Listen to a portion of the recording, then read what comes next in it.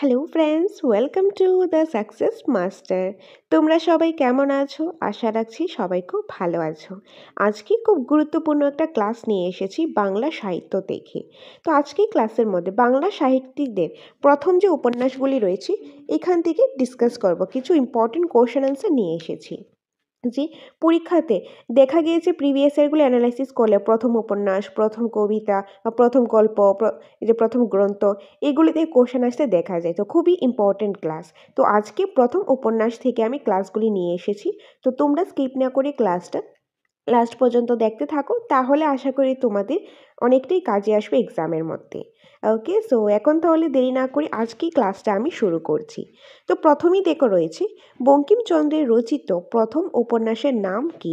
Very very important. যে বঙ্কিমচন্দ্র রচিত প্রথম যে উপন্যাস, সেই উপন্যাসটার নাম কি? সেই উপন্যাসের নাম হলো দুর্গেশ নন্দিনী। দুর্গেশ নন্দিনী, যেটা বঙ্কিমচন্দ্র প্রথম যে উপন্যাসটা তিনি রচনা করেছিলেন। আর এই দুর্গেশ নন্দিনী যে কবে লেখা হয়েছিল? 1865 খ্রিস্টাব্দে। ভেরি ভেরি ইম্পর্টেন্ট, এটা ভালোভাবে মাথায় রাখবে। নেক্সট রয়েছে শরৎচন্দ্রের রচিত প্রথম উপন্যাসের নাম কি? শরৎচন্দ্রের রচিত প্রথম যে উপন্যাসটা রয়েছে সেই উপন্যাসের নাম হলো বড় দিদি। কি হবে? বড় দিদি। শরৎচন্দ্রের রচিত প্রথম উপন্যাসের নাম হলো বড় দিদি। ওকে, নেক্সট প্যাটার্ন রয়েছে 3 নম্বরে। দেখো, কাজী নজরুল ইসলামের প্রথম প্রকাশিত উপন্যাসের নাম কি? যে কাজী নজরুল ইসলামের প্রথম প্রকাশিত যে উপন্যাস রয়েছে সেটির নাম হলো বাঁধনহারা। কি হবে? বাঁধনহারা। আর এটি 1927 খ্রিস্টাব্দে প্রকাশিত হয়। 1927 খ্রিস্টাব্দে প্রকাশিত হয়। কাজী নজরুল ইসলামের প্রথম প্রকাশিত উপন্যাসের নাম হলো বাঁধনহারা, আর এটি প্রকাশিত হয়েছিল 1927 খ্রিস্টাব্দে। নেক্সট, মানিক বন্দ্যোপাধ্যায়ের প্রথম প্রকাশিত উপন্যাসের নাম। মানিক বন্দ্যোপাধ্যায় প্রথম প্রকাশিত যে উপন্যাস রয়েছে সেই উপন্যাসের নাম হলো জননী। কি হবে? জননী। 1935 খ্রিস্টাব্দে। জননী 1935 খ্রিস্টাব্দে কে রচনা করেছেন? মানিক বন্দ্যোপাধ্যায়। আর এই জননী হলো মানিক বন্দ্যোপাধ্যায়ের প্রথম প্রকাশিত উপন্যাস। ওকে, নেক্সট পার্টটাই রয়েছে রবীন্দ্রনাথ ঠাকুরের প্রথম প্রকাশিত উপন্যাসের নাম কি? যে রবীন্দ্রনাথ ঠাকুরের প্রথম উপন্যাসের নাম হলো বউ ঠাকুরানীর হাট। বউ ঠাকুরানীর হাট, এটা হলো রবীন্দ্রনাথ ঠাকুরের প্রথম প্রকাশিত উপন্যাস, বউ ঠাকুরানীর হাট। আর এটা প্রকাশিত হয়েছে 83 খ্রিস্টাব্দে। 1883 খ্রিস্টাব্দে বউ ঠাকুরানী হাট, আর এটা রবীন্দ্রনাথ ঠাকুরের প্রথম প্রকাশিত উপন্যাস। Very very important. আর এই আজকের ক্লাসে প্রতিটা কোশ্চেনে খুবই ইম্পর্টেন্ট। আর এই ক্লাসের মধ্যে যে কোশ্চেনগুলি আমি করাচ্ছি সবগুলি হলো যে প্রথম উপন্যাস। তো এরকম করে প্রথম গল্প, প্রথম যে কবিতা, ওইগুলির ক্লাসও নিয়ে আসবো খুব শীঘ্রই। সেটার জন্য তোমরা দ্য সাকসেস মাস্টারের সাথে থাকো, পাশে থাকো। আর এই যে প্রথম উপন্যাস, প্রথম গল্প, প্রথম কবিতা, এগুলি থেকে কিন্তু একটা কোশ্চেন অবশ্যই আসে। তার জন্য এগুলি খুব ইম্পর্ট্যান্ট, খুবই গুরুত্বপূর্ণ একটা ক্লাস। তোমরা জাস্ট একটু ধৈর্য সহকারে ক্লাসগুলি দেখতে থাকো। ওকে, সো নেক্সট, বিভূতিভূষণ বন্দ্যোপাধ্যায়ের প্রথম উপন্যাসের নাম কি? যে বিভূতিভূষণ বন্দ্যোপাধ্যায়ের প্রথম যে উপন্যাস, সেই উপন্যাসের নাম হলো Pather Panchali. Very very important, Pather Panchali. Bibhutibhushan বন্দ্যোপাধ্যায়ের প্রথম উপন্যাসের নাম পথের পাঁচালী। নেক্সট, তারাশঙ্কর বন্দ্যোপাধ্যায়ের প্রথম প্রকাশিত উপন্যাসের নাম কি? তারাশঙ্কর বন্দ্যোপাধ্যায়ের প্রথম যে প্রকাশিত উপন্যাস রয়েছে সেটার নাম হলো চৈতালি ঘূর্ণি। কি হবে? চৈতালি ঘূর্ণি। তারাশঙ্কর বন্দ্যোপাধ্যায়ের প্রথম প্রকাশিত উপন্যাসের নাম চৈতালি ঘূর্ণি। নেক্সট রয়েছে 8 নম্বরে, আশাপূর্ণা দেবীর প্রথম উপন্যাসের নাম কি? আশাপূর্ণা দেবীর প্রথম উপন্যাসের নাম হলো প্রথম প্রতিশ্রুতি। আশাপূর্ণা দেবীর প্রথম উপন্যাসের নাম প্রথম প্রতিশ্রুতি। ওকে, নেক্সট 9 নম্বরে রয়েছে বলাইচাঁদ মুখোপাধ্যায়ের প্রথম প্রকাশিত উপন্যাসের নাম কি? তৃণখণ্ড। বলাইচাঁদ মুখোপাধ্যায়ের প্রথম প্রকাশিত উপন্যাস হলো তৃণখণ্ড। ওকে, সো এটাই ছিল আজকের খুবই গুরুত্বপূর্ণ বাট খুবই ছোট একটা ক্লাস।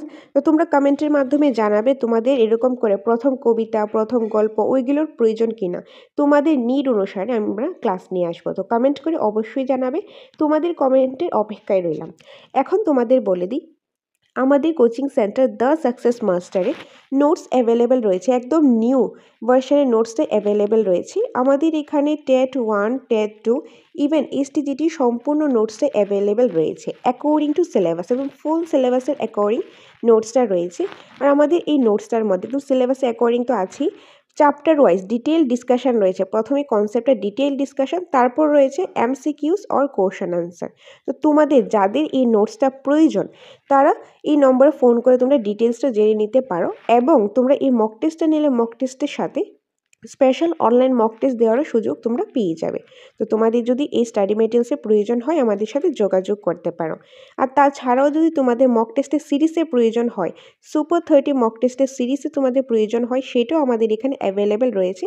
আর ক্লাস করতে চাইলে ক্লাসও করতে পারো, সেটার ব্যবস্থা আমাদের এখানে রয়েছে। তো টেটের রিলেটেড তোমাদের নোটসের প্রয়োজন, তোমাদের ফ্রি মক টেস্টের প্রয়োজন, তোমাদের মক টেস্ট সিরিজের প্রয়োজন, তোমাদের ক্লাসেসের প্রয়োজন, সেটার জন্য আমরা দ্য সাকসেস মাস্টার তোমাদের পাশে আছি, তোমাদের সাথে আছি, তোমাদের গাইডেন্সের জন্য। তোমাদের কি করতে লাগবে, এই স্ক্রিনে দেওয়া নাম্বারে যোগাযোগ করে বাকি ডিটেলস তোমরা জেনে নিতে পারো। ওকে, অ্যান্ড আমাদের যে এই নোটের প্রাইসটা আমি বলে দিচ্ছি। নোটের প্রাইসটা হলো ট্যাট 1 নোটের প্রাইসটা হলো 3000 টাকা, আর ট্যাট 2 যে বেঙ্গলি ভাষার নোটসটা রয়েছে সেটার প্রাইসটা হলো 3000 টাকা, আর ইংলিশ ভার্সনটা হলে সেটা হবে 4000 টাকা। আর যে এইচটিজিটি নোটের প্রাইসটা হলো 3500 টাকা। তবে তোমরা যদি কম্বাইন নোটস নাও, যদি তোমরা কম্বাইন নোটসগুলো নাও তাহলে সেই ক্ষেত্রে 1000 ডিসকাউন্ট তোমরা পেয়ে যাবে। আর যদি নোটের সাথে তোমরা মক টেস্টের সিরিজটাও নাও তাহলেও তোমরা সেটার মধ্যে অনেকটাই ডিসকাউন্ট তোমরা পেয়ে যাবে। মক টেস্টের সিরিজ নিতে চাইলে সেটাও নিতে পারো। যদি চাও ক্লাস করবে, অফলাইন ক্লাস করবে, অনলাইন ক্লাস করবে, দুটোই অ্যাভেলেবেল আছে। সেটার জন্য তোমরা এই নম্বরে ফোন করে ডিটেলসটা জেনে নিতে পারো। ওকে, সো এটাই ছিল আজকের ইম্পর্ট্যান্ট ক্লাস।